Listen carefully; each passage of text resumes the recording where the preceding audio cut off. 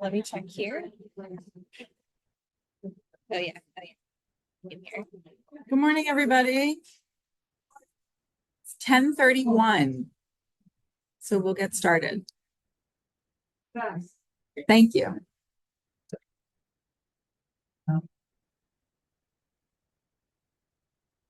Good morning, everybody.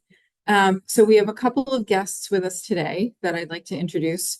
So Russ Mast is our Vice President of Operations. He's joining us from the back of the room. Thank you, Russ, for being here this morning. We also have Gail Brierly, who is the Regional Director of Operations for Unidyne, which is our culinary partner, and Colleen Tyrrell, who's our Director of Culinary Services, and Kate is our, where'd she go? There she is. And Kate is our housekeeping manager. So we'll all be doing the presentation this morning together. So this is the resident experience survey that you all took a few months ago. This is the results and our action plan. So that's what we're going to cover this morning. So we had an incredible response rate this year that I want to highlight. So we hit 80% of our target, which represents 408 residents. As you can see, over the last 4 years, since 2001, we've had a very low response rate. So we went from 255 responses in 2021 to 408 responses this year, which is incredible. So thank you to all of you who took the survey. Thank you to our survey captains, both our residents and our team members who worked so hard, for all of you to respond. We're really excited to hear all of your voices. That was the most important thing about the survey, is really to hear everybody's voice. The top 5 statements from the survey are: I feel safe at Rattle Park. The nursing team respects my or my family's wishes. I'm satisfied with concierge. I have confidence in the nursing team's knowledge, skills, and medical care. I recommend this community to our friends and family. And how would you rate it overall? So we were really happy to see the nursing response, that you feel safe here, and that you would recommend this community to your family and friends. The customer engagement score. So the customer engagement score represents how your perspective of overall the community and your satisfaction of our core services. So you can see from 23 to 24, we did go down by a point. We went from 67 to 66. However, you can see the dramatic difference in response rate of 408 responses versus 200 some responses. So statistically, I'm happy with the 66 because I feel like we heard more voices, and that was the goal of the survey.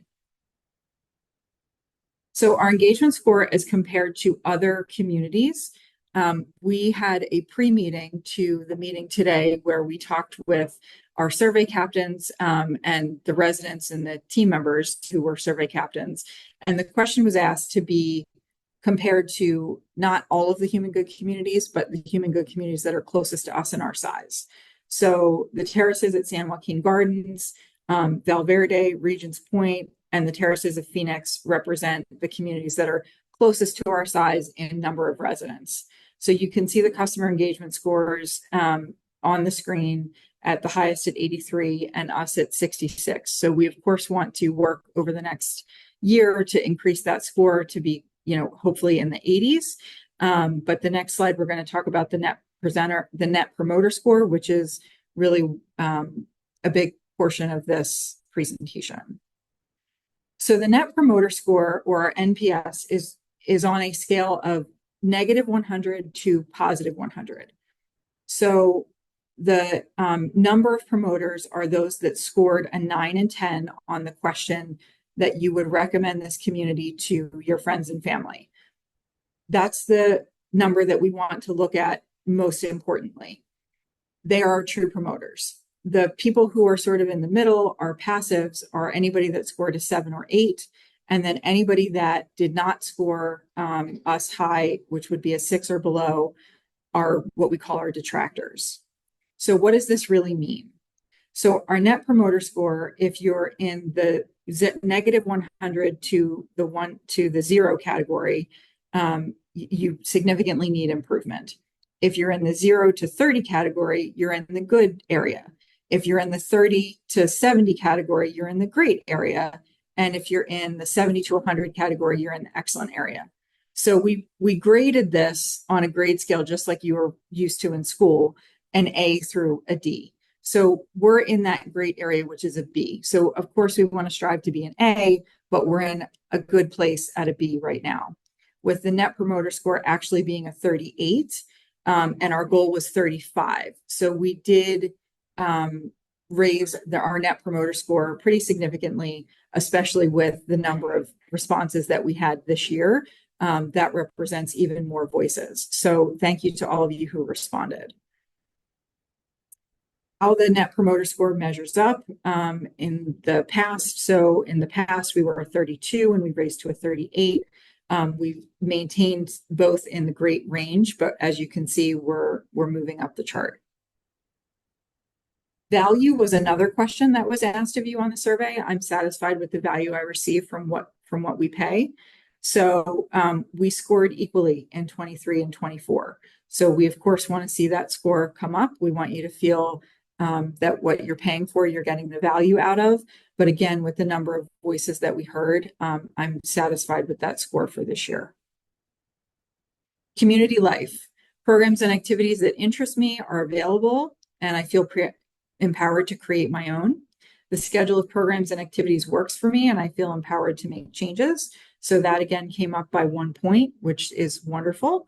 So what that says to us is that you have a voice in the programming that we present. So I know that many of you at the last town hall, we talked about what magic was. Thank you, Terry, for creating magic for us, which is all of the events, clubs, card games, committees, resident council, all the things that the residents create and you're all involved in is our magic, and that you feel empowered to be part of that. And if you feel that there's something that you want to do that we're not doing, that you have the voice to make those changes and to make those additions to our programming. Culinary services, I'm satisfied with the variety of food offered, and I'm satisfied with the quality and consistency of the food. That came up 1 point as well from last year. Culinary score is comparative to the same communities that I mentioned earlier. So again, these are the communities that are closest to us in size. You're going to see later that our culinary area is one of the 2 areas that we're focusing on for improvement. So you're going to hear more about that from Gail and Colleen. Our nursing services score increased quite a bit from 23 to 24, from 79% to 87%. As you may recall, we have been recognized as a rehab facility for 23 and 24 for excellence as one of the top nursing homes and rehab centers. So we're really proud of that. And we thank our nursing team for doing all of the hard work to make everybody feel safe. Our nursing scores comparative to other communities were right in the middle. So we of course want to see that, increase again over time. But we're right in the middle of those scores. Housekeeping for 23 was a 49, and for 24 it was a 52. I want to recognize that Kate has come in after the survey started. So these scores are relatively representative of things that happened prior to Kate. And so we're looking forward to her action plan for what we're going to do to continue to improve the housekeeping services in our community. So thank you for the work that you've done and all of your future work, Kate. Our dining services area. So these are the scores within the questions that surrounded just dining. So food and quality and consistency from 23 to 24 came down a couple of points. Food variety went up a couple of points. And our housekeeping services did go up a couple of points as well from 23 to 24.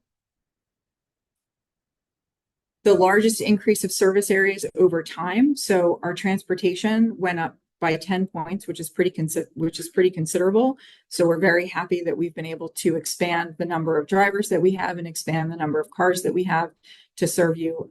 We also had some comments in the survey about being able to use Uber. And so that has been a great addition to our transportation service as well. The concierge team has come up from 83 to 86. So we're happy to see that they're meeting more of your needs. The opportunities for growth and action plan. are going to be our culinary services and our housekeeping. The lowest scoring statements at the beginning of the presentation, we went over the highest scoring statements. So the lowest scoring statements were, how would you rate the food? I'm satisfied with my housekeeping services. How would you rate the care you receive? I'm satisfied with the variety of food. The management at Rattle Park and Waters is responsive to my questions and concerns whenever a problem arises. So for the last statement, you'll notice that we do not have an action plan as part of this presentation. We're going to be working with resident council to form a subcommittee group to get more information about what that statement means so that we can put an action plan together. When I talked to executive directors from other communities, they had similar responses. And when they had a focus group, they learned a lot more about what was meaningful to the residents than just the comments on the survey. So we're looking forward to doing that as well. I'm going to let Kate come up and talk through the housekeeping comments and the action plan.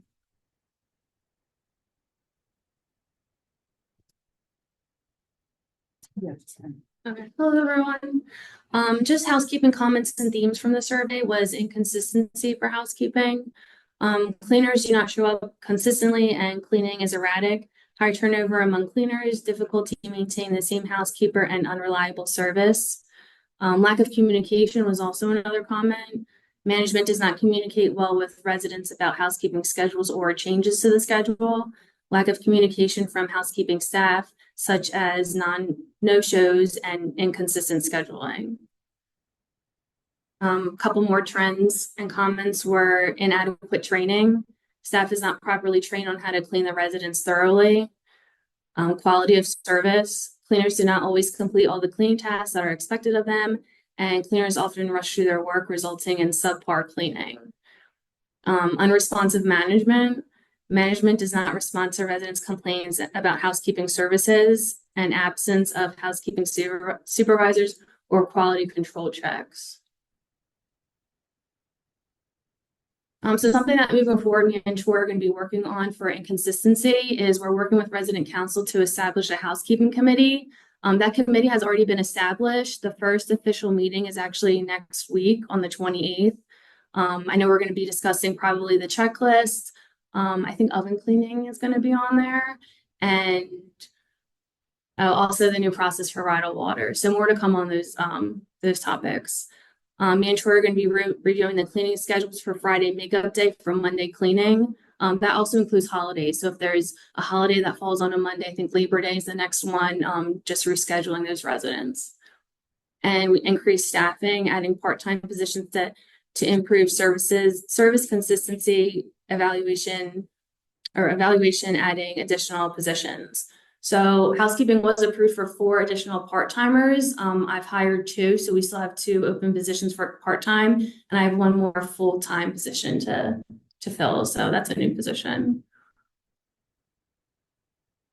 For lack of communication on responsiveness of management, we've established office hours for phones Monday through Friday, 10 to 2.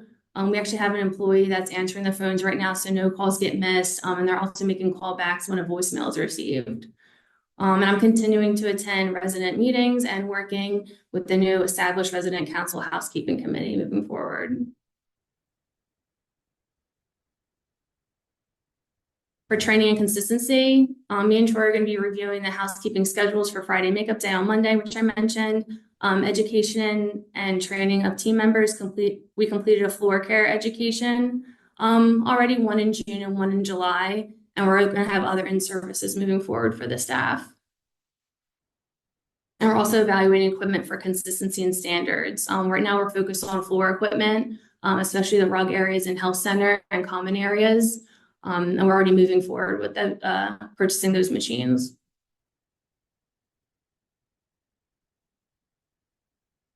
Thank you, everyone.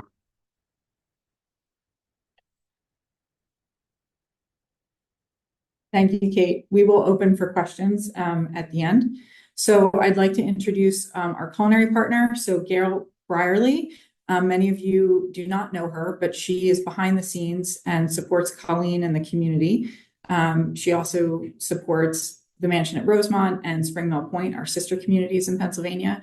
So I would like Gail to come up and talk to you a little bit about what the hospitality group that she's part of really does for us.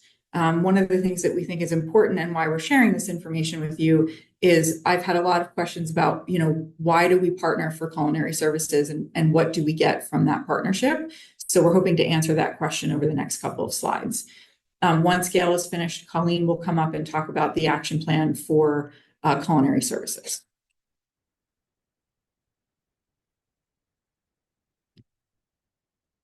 Thank you, Andrea. And I want to thank Andrea for giving me a few minutes to talk about what you see, mainly the team that's here every day. You see all of the people in the dining department, the servers, the chef, Colleen, all the folks that work here. But we do provide support, and I wanted to go over that. So as part of that, the first slide talks about CCL Hospitality Group. It's part of Compass Group, and it's a nationwide leader in culinary and support services. And there's 5 distinct companies within that group: Morrison Living, Unidine, which we are a part of, CoreWorks, which does housekeeping services and plant operations, The Hub, which is a design arm of the company, and Strategic Dining Services that works on innovations. On the left here is the companies, 850 communities served, 15,000 team members. Those are the most important of this, a lot of years of experience. And we've been here, I've been working here with Rydell and the other communities for, 10 years now plus. So we've been here for a while. So as part of the support, what I want to talk about is the folks that you don't know. So Ivy Cussler is our regional vice president with CCL, and she sets the expectations and makes sure that we are all on the same page as far as some of the programs we want to roll out across the entire Human Good family, but specifically here at Rydell, of course. I'm listed here as a regional operations director. There's 2 others on the West Coast that have responsibility for the communities out there. Paul Kennedy is the culinary director that provides culinary support. I'll go into a little more detail on what each of these folks do. Jen Hansen is the nutrition and wellness director, and Janice De La Cruz is the regional engagement director. And as a team, even though we're not physically in the same location, weekly we have many calls, probably 5 to 6, 5 to 7, that we strategize. We go over action plans. We talk about new innovations. We talk about how we could utilize some of our programs in each of our areas and our communities. So that all happens obviously behind the scenes, and then we communicate with, I communicate with Colleen. And Ivy's been here, yes, as Andrea said, Ivy's been here several times, and so has Paul, so has Janice. I don't know if Jen has, maybe once, but Ivy's been here several times to really understand what the communities on the East Coast are like, and how to better combine all of the talent to help each of the communities here as well as the West Coast. So the culinary resource that we have in Paul, there's basic training and development support. So whenever there's new chefs that come on board, or new sous chefs, new managers, there's a lot of conversations with them, some virtual training, but certainly he makes sure he's on site, welcomes them to the team, and then goes over the expectations. There's quality assurance programs that are part of our company that he helps to make sure that everyone understands and to monitor. There is culinary standards, innovation, there's production systems. There's a lot of hardware and software that goes into, there's a lot involved to put out all of these meals and all these special events on a daily and a weekly basis. So he makes sure that these programs are what we need. We have workplace safety programs, food and kitchen, and event and position vacancy support. Just most recently, we did several teaching kitchens for the affordable housing groups, one in Philadelphia, one in Bensalem. We were all part of that. I was there, Ivy was there. Paul was there. Actually, obviously he was the chef putting together and it was a wonderful experience for the residents that participated. So those type of things were something that you may not know about at all, but they happen. And it's due to his support and the system support.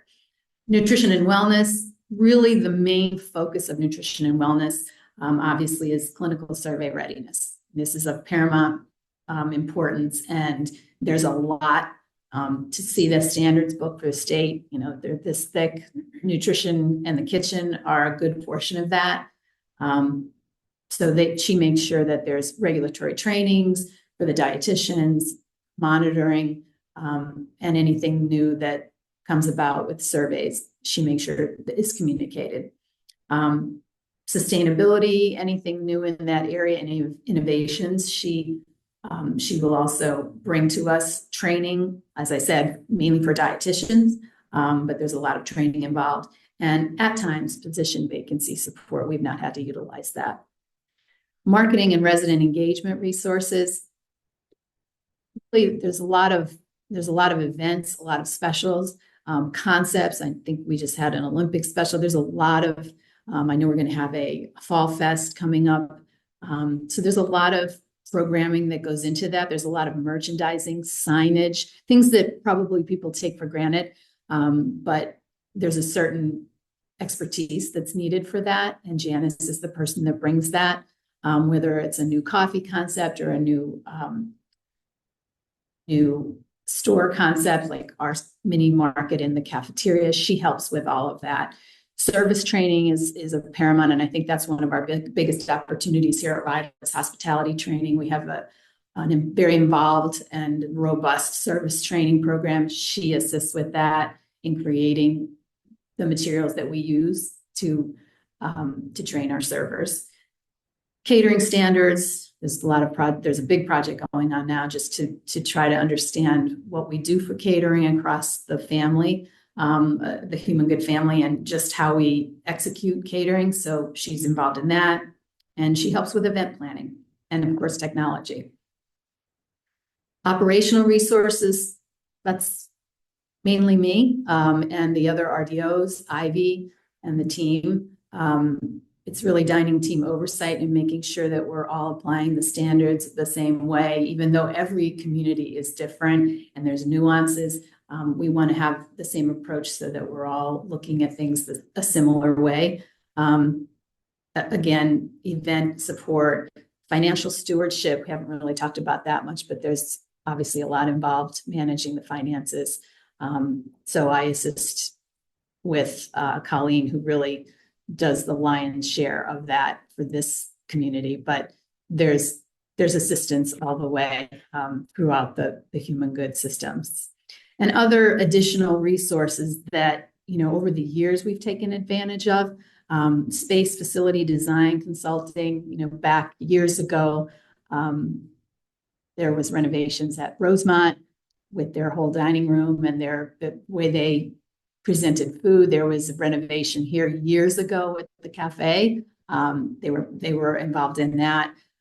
Procurement, equipment, food supplies. Obviously, we're a big company, so we have a lot to offer in terms of procurement and how we make sure that we have things available and we're buying from reputable vendors that meet safety standards. Data and analytics, talent acquisition. We still have talent acquisition, obviously, with our managers. We used to have the hourly folks as well, but there's a whole department around that, and recruiting and hiring, and systems, other systems and tools. I'm going to pass it on to Colleen for the specifics of the plan.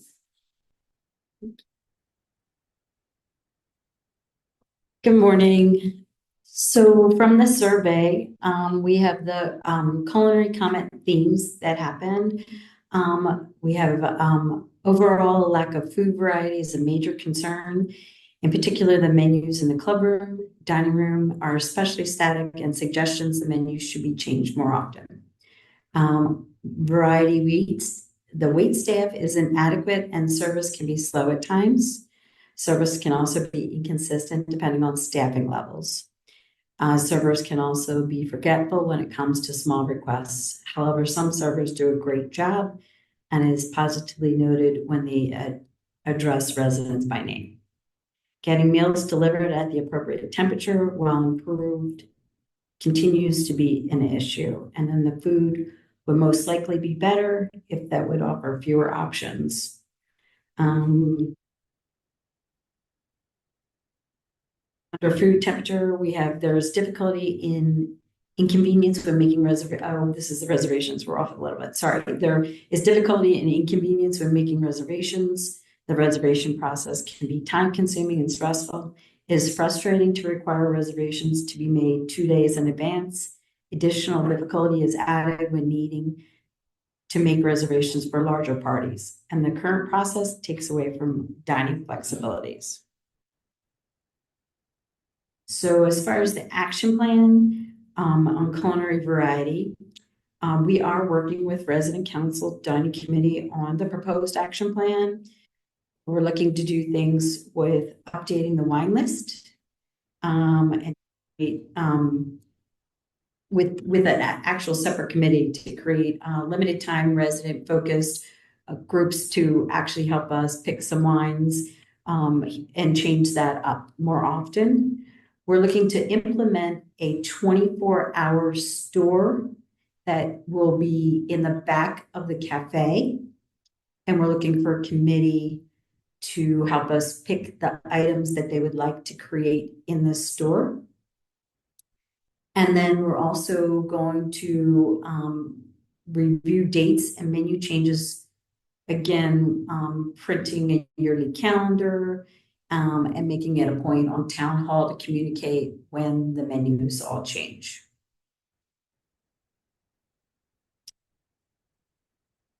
This side slide is a example of what the daily additions in the main dining room will look like. So every single day, there will be a daily posting in the menu of what the additions are for the day.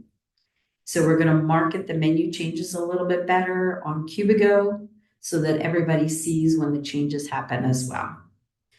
We're going to market the weekly specials in the club room on Cubigo as well, because there's weekly specials on the little table tents on the center of every table in the club room. And again, the main dining room additions will be this for the daily additions.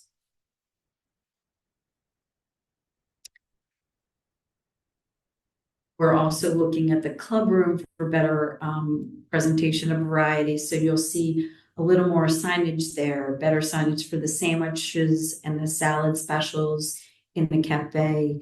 I think they're missed because some of the salads and sandwiches are created into that deli box and not up front where the hot food is. So we're going to put some more signage. Actually, Diane has already started that.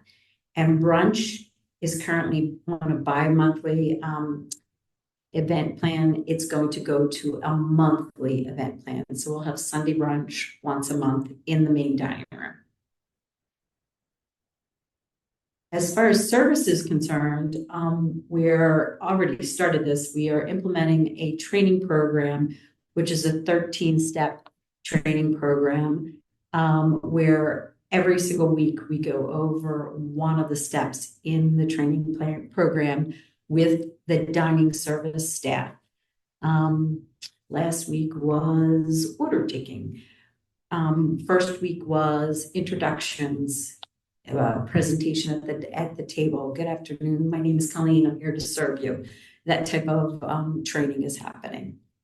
We are also looking at a communication system. We know that the club room is the furthest from the main kitchen, and that system is called Relay, and we'll be able to speak back and forth to get somebody forgot the mayonnaise or you forgot to order mayonnaise on the side. We can get it out quicker. So we're looking at investing in the Relay system.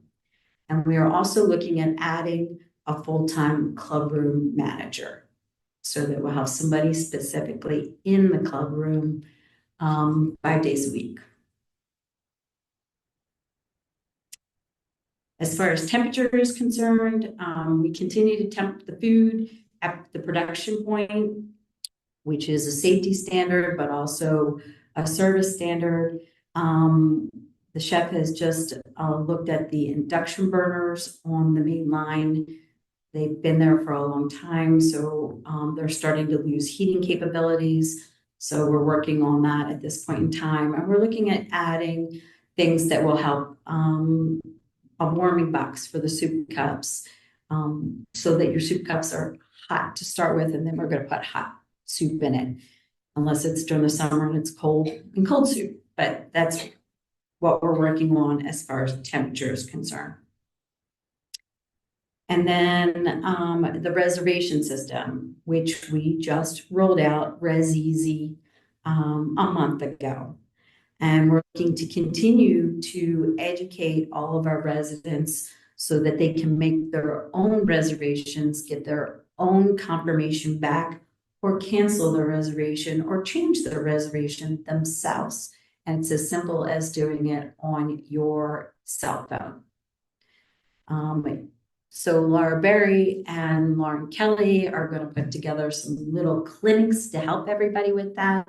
But anybody that has been making reservations on ResEasy has done nothing but say how wonderful it is for them. So I'm very happy to have that. That's it. Thank you, Colleen. Thank you, Gail and Kate. So we'll open up to questions at this point. We have a microphone coming for you? I have a question about CCL. I don't understand its basic setup. Is it a group within Human Good, like it's Human Good is organized, or is it a separate corporation that Human Good has contracted with? It's a The separate, second? yeah, it's the second. It's a separate corporation of that we've contracted with for dining services specifically. Not all the other stuff. We're not contracted with them for all that other stuff. We're not contracted with them for like housekeeping services. That's done in-house. But the slide that had the 6 squares, those are all of the things that CCL does for us, right? So all of the marketing materials that you see, all of the nutrition and wellness, all of the things on the menu that have the salt content, the calorie content, all of those things come from the menus and the library of recipes that we have that are supplied by them. So there's a lot that happens behind the scenes to make all of the culinary services happen in our community. And that's only related to culinary, correct? Yes, but just so that you understand how large the organization is. We're gonna go back. What does CCL mean? Go ahead. Yeah. So the company that I work for is called Compass Community Living. And under that umbrella, there are 2 companies, Unidyne on the East Coast and Morrison on the West Coast. And we're one big family, and we're contracted by almost all of the Human Good properties to be their dining service managers. And that's really what it is. Go ahead. Good morning. Thank you. A couple of things. Colleen, first of all, the new reservation system really works. Thank you, It Mr. works Riskin. very smoothly, and you don't have to wait 2 days all the time. The more people that can learn to use it, the better. Second of all, sometimes I think we don't pay tribute, I think that's the right way to put it, to some of the really good workers in the dining room. I mean, Sean, as an example, is exceptional. He knows everybody's name and he works very hard, and I just hope that these people are getting credit. And there's some lovely new servers there as well. Thank you. I would hope that we could improve the efficiency of service in the hub. I guess that's what we're calling it now. Because we've had a couple of meals there recently where honestly, it's taken an hour and a half to get through a very simple hamburger or whatever dinner. And that's happened a few times. So anything that we can do to improve service there. And Kate, thank you very much for what you're doing and attempting to do. Most of the time, if a change is required to a given service, the earlier in the day we know it, the better. And by having the telephones being answered real time, 10 to 2, that's a little bit later than it allows us to make our plans if there's a change. So if that could be 9 to 1, or it could be 9 to 2, or something that we could have a real person do earlier in the day, it would be great. But thanks for what you're trying to do. Yeah, thank you for that. I think 9 to 2 would be more reasonable. You make a good point. The earlier the better with communication. Our department starts at 8. We finish our huddle, so we could probably even do 8:30 to be honest, 8:30 to 2. Yeah, thank you. First of all, I want to thank you for a couple of very good meals we've had in the club room. There have been some really tasty. And I agree with the new reservation system. I think whatever time we want to start in the morning too is done.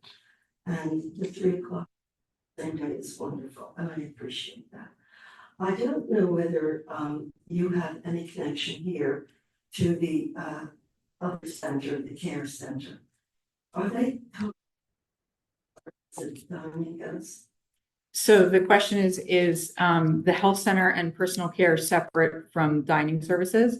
So Unidyne manages all the culinary services that happen in our community. So they do manage the health center and they manage personal care as well. But in personal care, if there are individual person from the whoever is in charge would be in touch with the culinary person. If there are specific, the question is if there are specific needs for resident and personal care or diet or something to that nature. Yes, the nutritionist. Yes, the nutritionist would typically follow a resident that has a specific dietary need. Yeah. Sure. That's for culinary needs, and for all other needs, the two are totally separate. For management of the two of independent living. I'm not sure I understand your Well, I question. understand that everything is under you, and I'm just not sure how the care center is run. I'm pretty clear on the independent living. As it relates to culinary or as it relates to all of the services? So all of the services that are offered in the community funnel up through me. So even though Colleen technically works for a different organization, she functions as one of our directors. So the healthcare center has an administrator. Her name is Missy Hallman. And we have an administrator for personal care named Tamika Williams. And they both report up through me as well. So all of those services happen through Rydell Park and Rydell Waters. The team members all report through us. So it is all run by Human Good. Okay, go ahead. Follow up on David's comments about positive recognition of staff. Last week, our executive chef, Daniel Soley, met with a few residents. Although the intent was to focus on how fresh foods are incorporated into the meals, it ended up that our discussion was very wide-ranging, very open, and very positive. So I'd just like to thank him for taking time from his busy schedule to meet with us. We will definitely pass that on. Thank you. I have a question for Gail. Across all the Human Good facilities,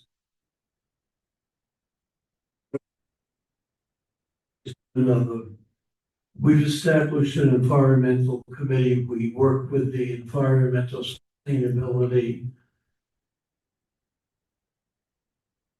campuses, and subject is really plastic containers. We're into that here, trying to get rid of them Do you have any comments on what you've done in any of the other communities? Or reusable. Actually, Bridle Park is leading the way with the communities that I oversee on the East Coast, which is the Mansion of Rosemont, Spring Mill, and Rydell. And we're working with Andrea, working with Colleen on a reusable program. We've started our conversations, I guess, a couple months ago, and hopefully we'll be able to move that forward. Obviously it's a big process. We have to get enough in here, enough of the reusable containers, and we're working with the organization that is the name is Reuse. Yes. Yeah. Because they take them then and they get washed and they come back. So it's a big process. But hopefully in the next few months we'll have more information on that. But that's something that we've been talking about for months, and really Rydell is leading the way for the communities that I oversee. I'm sure on the West Coast there's some different things that are done. I'll find that out for sure. I'm not as versed in what they're doing. You're welcome. So Rick, when you and I meet with Jackie, I will share more about that program with you and the examples of the containers that we've looked at. Go ahead.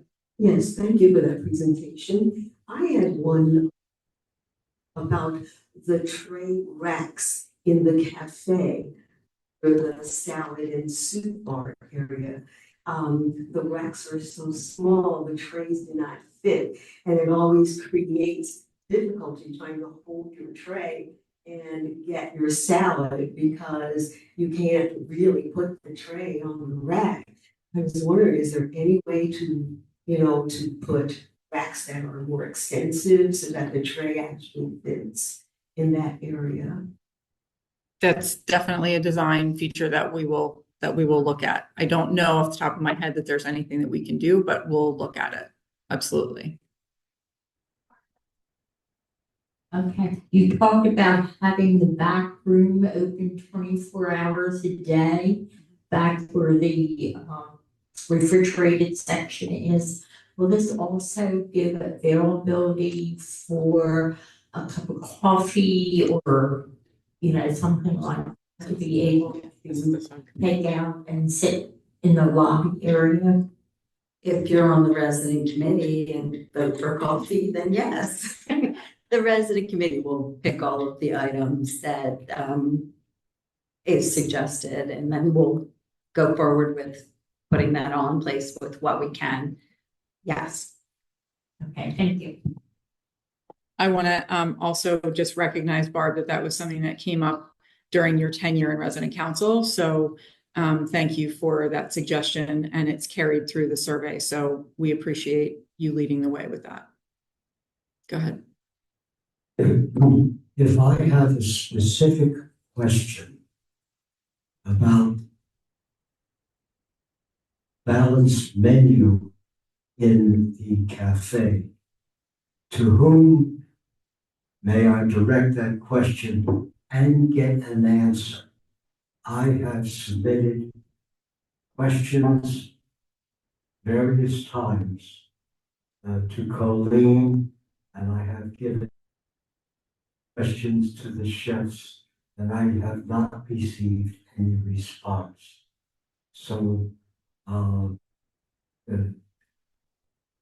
there's for instance, with food in the dining room, is it cooked in the dining room or is it cooked elsewhere and kept warm? Has been able to answer that question for me. Okay.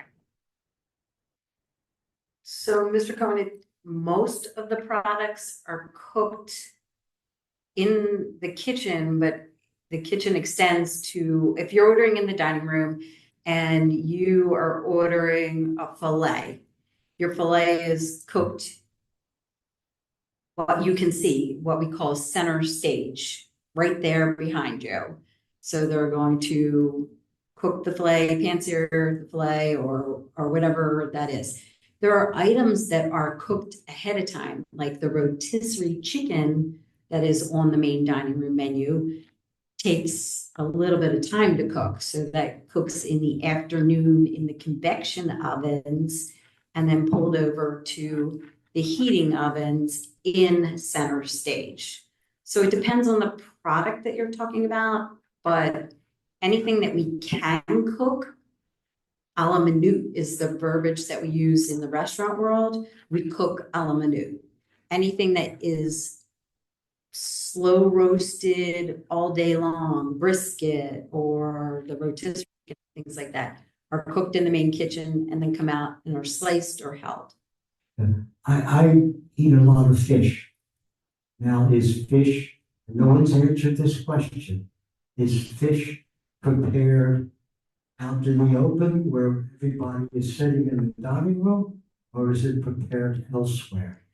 So again, it's going to depend on the fish. If it's sauteed fish, it's going to be cooked a la minute. If it's steamed and then topped with, and then seared, it's going to be cooked in the main kitchen in the steamer, because it's not one of those in the center stage area. But then it comes out in a pan and then they finish it at center stage. Well, I can only say that I haven't had a hot fish meal ever. So that's what we're looking at as far as some of the equipment at center stage. There's induction cookertops that were installed whenever they've installed center stage, which is prior to me. And so the chef, in responding to some of that, started the investigation with Clark Services, who does all the food service equipment here, and started testing all of that. And we're finding out that we're working on looking at what the temperatures are for that, and if we need to change it because of how old the equipment is. So Thank you. you're welcome. Keeping question. Okay. Up there, it was talking about substituting the Friday when there's a Monday holiday. But we've said several times that that doesn't work, because then your house gets cleaned Friday and then 2 days later. So is it possible to have the substitution day be Tuesday? That's what Kate's looking at. Is that what that meant? I wasn't. Mhm. Like the later day, and girls have more openings throughout the day, so Friday's pretty much the go-to. But it doesn't make sense. Certainly look at other days during the week. So it's not set to Friday or Friday only. We can fit you in other days, that's fine. Go ahead, Dr. Erskine. Hi, thanks again. Is it possible to ask a non-housekeeping, non-culinary question? Sure. We all know that in an emergency, dial 911, you can call security, whatever. But there are urgencies that are not truly emergencies, that off hours, people say that there are questions and getting prompt responses. And for urgencies, you need to talk to a person. But the wellness number, you get a recording that says, we'll call you back within an hour or whatever. Would it be possible off hours to have those phone calls that can't be answered because we don't have the staff, to be directed automatically to the front desk or elsewhere, so that people could get return calls if they deem that there's an urgent problem that needs attention? Is that possible? That's a great suggestion. Thank you for that. That is part of the information that we're seeking from the communication subgroup that I mentioned. So I will take that back to Kim and the team. But that's a very reasonable suggestion. So thank you for that. But that is the exact type of feedback that we're looking for when we talk about communication and the management response. I'm finding it this is a follow-up. Mm-hmm. The care center itself Mm-hmm. does not return calls, and my son has been calling for 2 or 3 days, and he's not getting calls back from Missy, from other people in the care center, and from others where there has been serious problems. And I am very concerned that he does not get. We can talk about it after the meeting, so I have more detail. Take one more question and then we'll wrap up.